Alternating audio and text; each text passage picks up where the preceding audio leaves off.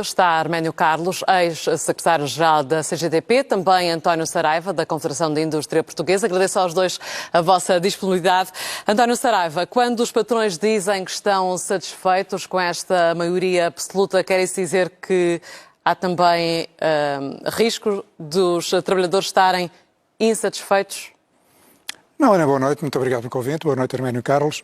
Aquilo que nós dizemos é que o país enfrenta desafios, quer externos, quer internos, que a estabilidade política, a par da estabilidade social, lhe darão melhores condições para enfrentar esses desafios.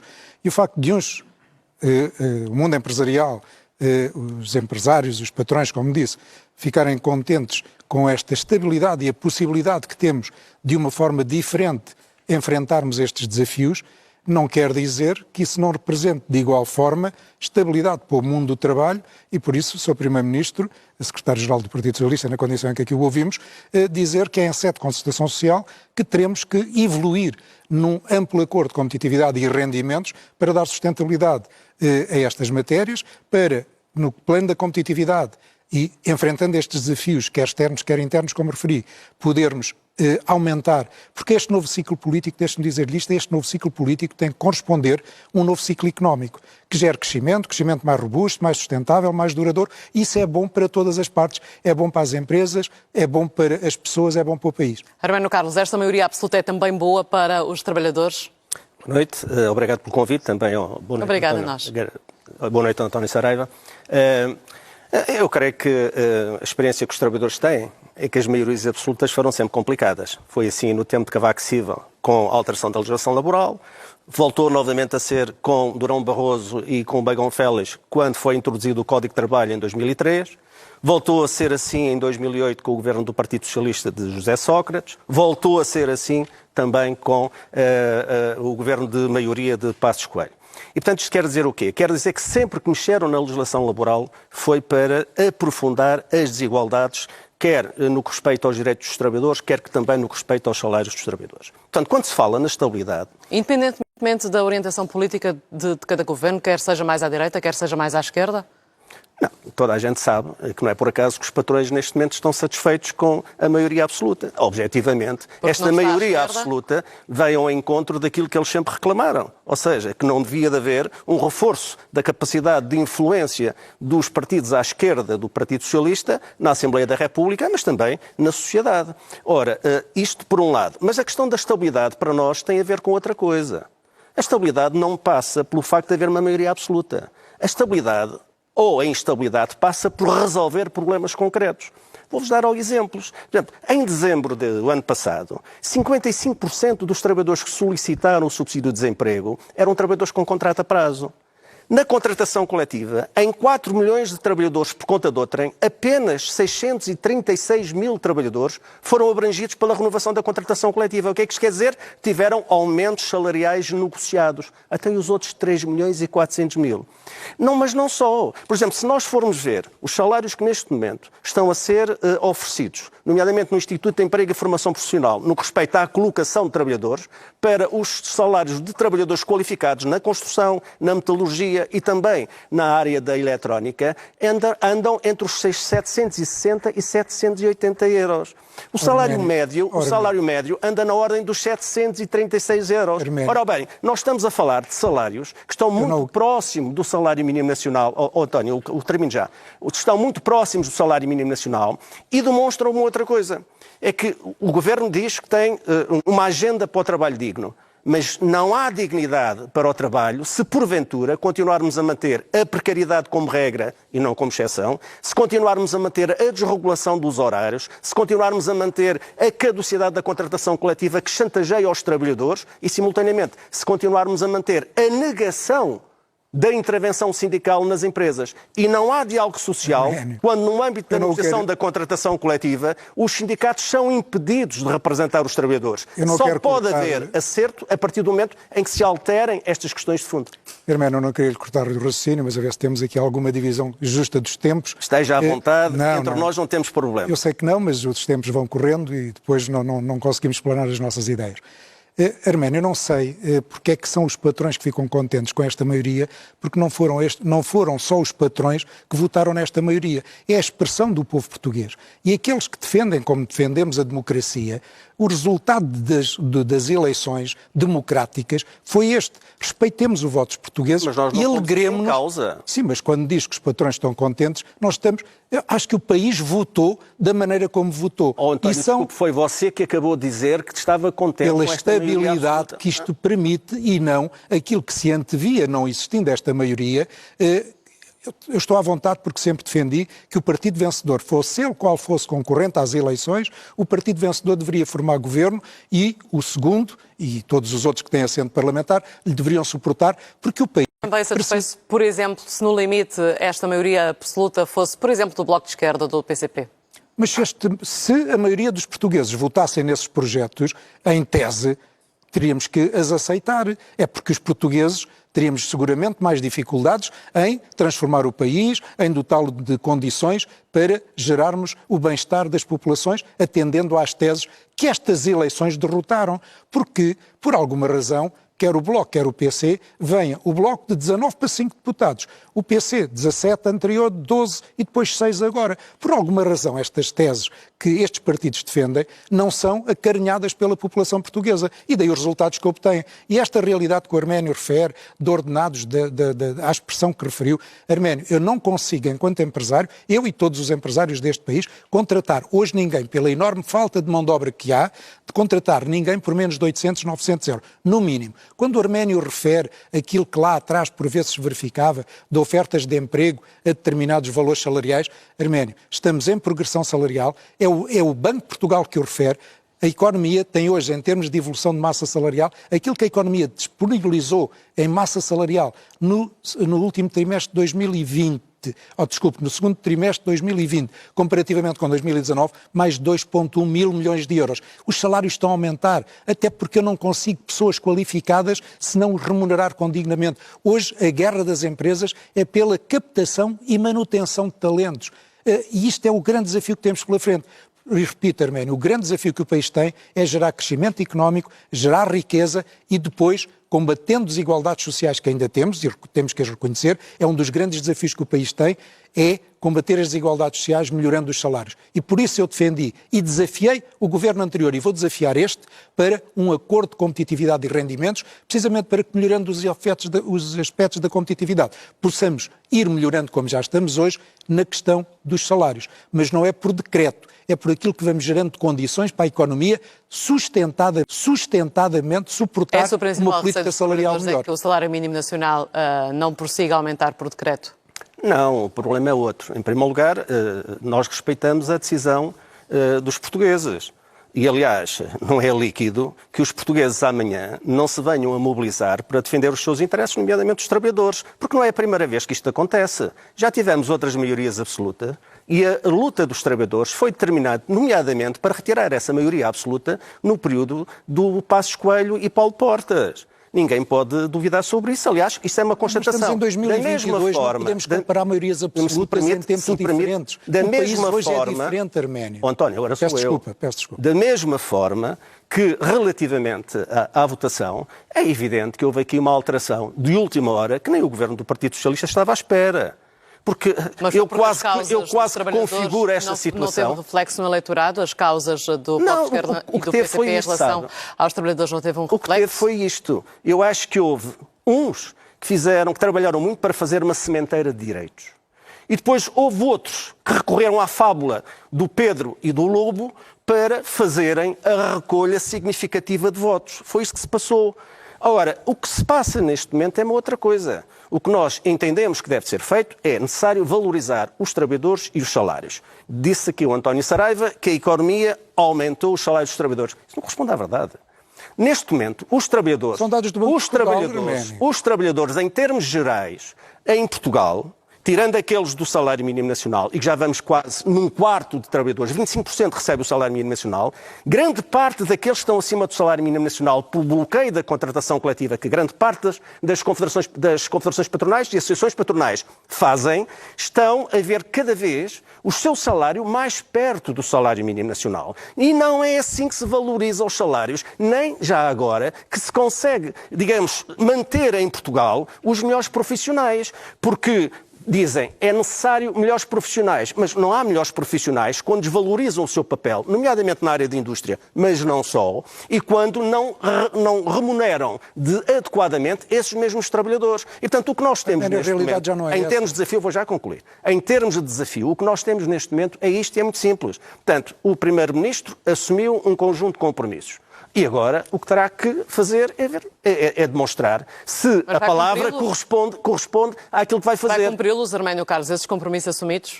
Se não cumprir, com certeza que os trabalhadores terão de se movimentar. Teme uma forte contestação a partir de agora? Não sabe que a contestação não se decreta. A contestação emerge naturalmente em relação à falta de resposta aos problemas dos trabalhadores. Agora, sim, mas, por exemplo, o PCP já disse que esta luta vai fazer-se na rua. Isso também demonstra alguma abertura, ou alguma falta de abertura para o diálogo. Não, quer dizer, aquilo que nós, na minha opinião, se deve abordar é isto, na rua, mas acima de tudo o que nós temos de discutir é no seio das empresas. Portanto, as empresas, grande parte das empresas... Mas as empresas têm um papel bastante diferente. Sim, mas temos aqui um problema de fundo, Ana. Temos aqui um problema de fundo. É que o diálogo social é muito bonito para a concertação social e os sindicatos são muito importantes.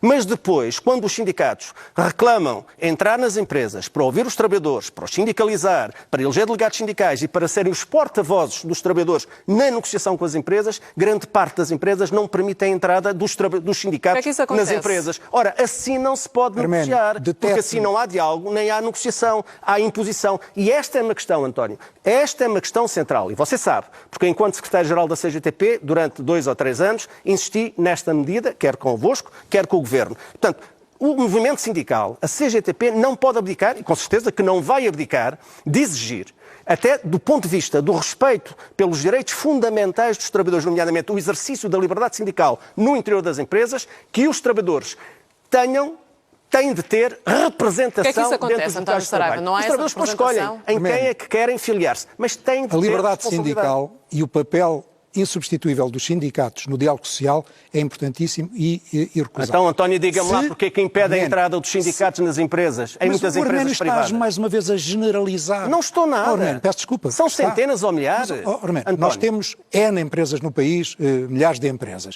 de várias dimensões, de várias tipologias. Agora, se forem sinalizadas as empresas onde isso acontece, garanto-lhe, Arménio, peço-lhe desculpa, se forem sinalizadas as empresas onde isso acontece, como aliás fizemos no tempo em que o Arménio, resolvendo alguns casos, como sabe, em que havia necessidade de um diálogo mais aprofundado para levar a alterações da relação que se estabelecia na empresa e resolver o problema, fizemos. Sinalizem-se essas empresas e enquanto Presidente da CIP, naquilo que nas nossas associações, onde isso possa existir, e Arménio, não essa conheço sinalização não existe, António Saraiva. Naquelas que represento, não conheço naquelas que representam esse obstáculo, mas sinalizem-me aquelas onde isso acontece e dir-lhe-ei que em sede da Confederação estabeleceremos o diálogo com as associações dessas empresas para que isso não ocorra. Ponto 1. Ponto 2, Arménio, essa caricatura que o Arménio continua a fazer da contratação. A contratação coletiva e o diálogo social construtivo não é apenas uma fantasia de concertação social. Temos que o promover. E quando os sindicatos acusam a parte empregadora de que não há, que vem a questão da caducidade dos contratos, recorda, Arménio, uma coisa que não é dita e que a parte do sindical sempre esconde, é que a caducidade dos contratos qualquer das partes o pode denunciar. A denúncia do contrato António, não é apenas não, para as entidades trabalhadoras. Então você sabe perfeitamente que um contrato coletivo de trabalho, em princípio, se o princípio do direito de trabalho for mantido, deve definir sempre mais direitos aos trabalhadores que a legislação geral. laboral. Então você acha que um sindicato que tem um contrato, que até tem alguns direitos superiores à lei geral, vai avançar com a norma da caducidade, que é para fazer baixar os direitos dos trabalhadores para a lei geral? Arménio, não me diga quer isso. dizer... Agora, da parte das associações patronais, e sim, querem nivelar tudo por baixo. Por uma razão. Por uma razão muito simples. Por uma razão que eu não claro, posso admitir. A gente já sabe qual é. Arménio, o que eu não posso admitir é que repetidamente se diga que são as entidades empregadoras que são apenas as entidades empregadoras que têm a faculdade de pedir a caducidade dos contratos. São ambas as partes. Os sindicatos... Conhece algum sindicato que até agora tenha pedido a caducidade? E porquê é que as entidades empregadoras o fazem? Porque os sindicatos invariavelmente não querem discutir um conjunto de matérias, só querem discutir tabelas salariais. Mas então resolve-se o problema, e a vida hoje incorpora outras dimensões que têm que estar plasmadas. António, mas isso resolve-se de uma outra maneira. Diga lá então. Então, de uma forma muito simples, retira-se a norma da caducidade da legislação do trabalho, porque ela, ao ser introduzida pelo governo do PSD-CDS e mantida pelos governos do PS, o que está é a desequilibrar ainda mais as relações de força para favorecer uma das partes. Ou seja, a contratação coletiva no setor privado deve ser independente da intervenção do governo. E o governo interviu precisamente para pôr em causa, para se pôr ao lado. Fez uma opção. Estamos de acordo com o princípio. Fez uma opção. Está de acordo com o princípio, mas você não abdica da norma da caducidade. Diga lá, ou abdica hoje? Não, isso lá. Não, as vai entidades haver agora uma discussão sobre a agenda do trabalho. Diga lá. Se falarmos em cima um do outro, de facto, não nos conseguiremos entender. Não abdicamos por uma razão. Porque a parte sindical tem idêntica possibilidade. Arménio, a parte sindical tem a mesma possibilidade e não abdicamos por uma razão. Para obrigar a parte sindical a vir a outras matérias que têm que estar incorporadas nos contratos e que, invariavelmente, os sindicatos se têm a recusar. António, é essa a razão. António, sobre essa matéria é muito simples. Retirem a norma da caducidade e ponham os sindicatos e as associações patronais a discutir. E vamos lá ver se eles se entendem ou não se entendem, como se entenderam anteriormente, nomeadamente nos anos 90, antes da entrada em vigor do Código de Trabalho. E continuarão a entender-se, Arménio. E acho que este é um desafio que se tem que colocar ao governo. Então deixa-me colocar outro desafio, Arménio Carlos e também António Saraiva, o desafio do salário mínimo nacional, que, como sabemos, os patrões têm questionado muito não só nestes últimos meses, mas nestes últimos anos. Vai ou não fazer algum tipo de proposta em sede de concertação social para que aquilo que pensamos ser a evolução do salário mínimo nacional não se concretize? Não, a evolução do salário mínimo nacional tem que se concretizar. Nós temos que subir gradualmente, sustentadamente o salário mínimo. Não o podemos, naquilo que está proposto pelo Governo? Não o podemos é subir por decreto. E se a economia gerar condições para que, como nós desejamos, o salário mínimo suba a 900 euros, encantado. Até pode ser mais. Estou, aliás, Ana, sem querer ser demasiado otimista, convencido que com as reformas, aproveitando corretamente os fundos comunitários, este Governo, tendo a maioria e por isso a possibilidade de realizar as reformas que o país necessita, dará à economia condições então, para que sustentadamente... em relação ao salário mínimo nacional? Nós não contestamos o salário mínimo, contestamos é a forma como se decreta o salário mínimo à revelia de produtividade, de inflação e de crescimento económico. O salário mínimo não pode ser por decreto, tem que ser sustentado pela economia. Arménio Carlos, fica tranquilo com esta garantia? Nós já nos conhecemos há muitos anos e, portanto, eu já sou do tempo em que, quando se falava do aumento do salário mínimo nacional, as associações e confederações patronais diziam, aumentando o salário mínimo nacional, ia haver mais encerramentos e mais despedimentos. E o que se passou foi precisamente o inverso. Aliás, é interessante. Mas também acredito que esta evolução esperada do salário mínimo nacional vai ser cumprida? Tem de haver uma evolução do aumento do salário mínimo nacional. Mas irá ser cumprida? Acha que há essa vontade a partir de agora? O Governo tem que cumprir. Agora, o que eu acho é que se pode reclamar que vá mais longe. Mas não é só em relação ao salário mínimo nacional. Em relação a todos os outros salários. E isto não é por decreto, é pela via da negociação. E por isso nós dizemos que isto tem que ser tratado, objetivamente, no âmbito da negociação. E os sindicatos têm aqui um papel preponderante. Porque se as confederações e as associações patronais existem para representar as empresas, os sindicatos existem para representar os trabalhadores. Mas têm que ter capacidade, têm que ter espaço de intervenção para o fazer. Agora, no que respeita ao futuro, eu só vejo aqui uma solução. É que se o país tem de progredir, então tem que fazer um aumento dos salários de forma significativa. Até por uma outra razão. É que nós ainda recentemente, olha, o Governo anunciou agora que o crescimento económico, o ano passado, ficou acima das suas expectativas. Porquê? Duas razões. Exportações e procura interna. Ou seja, se os trabalhadores tiverem melhores salários, o António Saraiva, que representa a Confederação da Indústria e representa uma série de associações, pode ter a certeza que vai produzir mais porque tem mais procura. Se os salários dos trabalhadores não aumentarem, então quer dizer que isto vai trazer problemas acrescidos ao funcionamento das empresas. É reduzir a uma lógica muito, muito simplista, desculpe que lhe diga, porque é tão simples como isto. Olha, os últimos anos provaram que era assim. A sustentabilidade dos salários assenta na capacidade das empresas os irem suportando e, desejavelmente, evoluindo.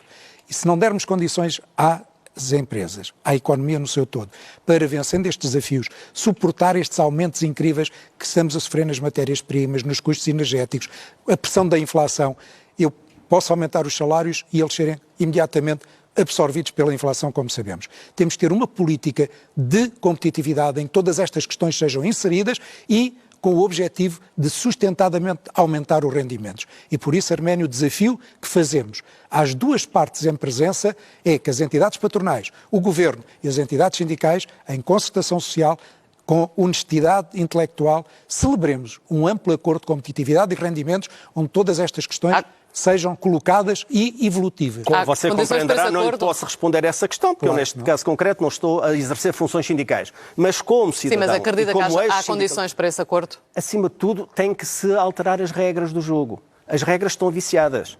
Portanto, tem que haver uma alteração das regras do jogo. Mas as regras são diferentes, segundo dizem. Pois são diferentes, por isso mesmo é que se tem que corrigir aquilo que está mal. E, neste caso, corrigindo aquilo que está mal, então depois vamos discutir. Mas não se pode pensar que os problemas se resolvem ao nível da concertação social apenas e só.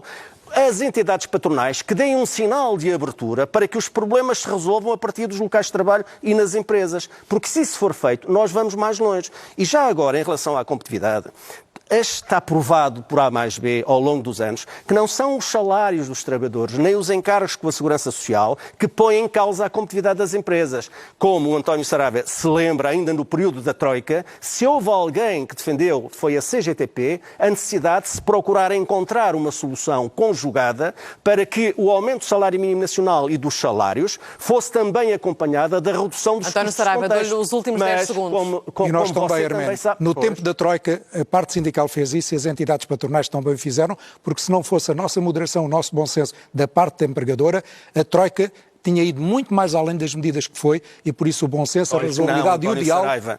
Eu ainda não me esqueci... António Saraiva e também Arménio Carlos, agradeço aos dois. 5 segundos. Ainda não me esqueci de um colega seu, representante patronal, na concertação social, na presença da Troika, dizer que a cavalo dado não se olha ao dente. Arménio Carlos, António Saraiva, você sabe, agradeço a vossa disponibilidade por terem estado aqui na CNN Prime Time. Um bom resto de noite. Para si também. Vamos olhar já